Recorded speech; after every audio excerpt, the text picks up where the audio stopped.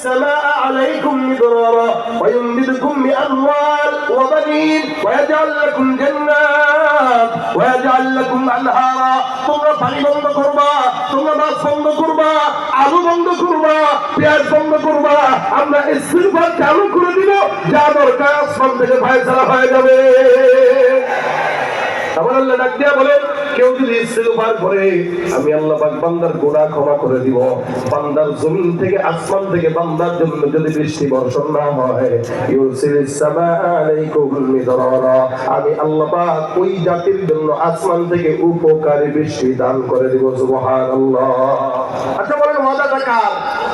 কার ওয়াদা? আপনি আপনার নেতার মতো ওয়াদা মনে করছেন? আমাদের দেশের নেতার আগে ওয়াদা দিছে, ওয়াদা কোন পালন করে? ওয়াদা পালন করছেনি? ওয়াদা পালন যদি করতো পালানো লাগতো? হ্যাঁ, যারা ওয়াদা রাখে পালানো লাগে না, হেলিকপ্টারে ওঠা লাগে না। ওয়াদা যদি পালন করতো তাহলে জনগণ করে নিয়ে আসতো। ওয়াদা পালন করে নাই বিদায় পালন রাখছে, ঠিক না? কিন্তু আল্লাহ বলেন কি, লা তাবদীলা লিকালিমাতিল্লাহ, আল্লাহ যেটা বলছে জিন্দেগিতে এলোমেলো হওয়ার কোনো সুযোগ। ইউরসিলিস সামা আলাইকুম মিদরারা, যদি কেউ ইস্তিগফার করে আসমান থেকে বৃষ্টি দিবেন কে?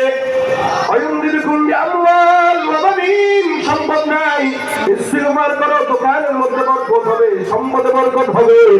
বাচ্চা নাই, আল্লাহর কাছে ইস্তিগফার করো, সন্তানেও বরকত দিবেন কে?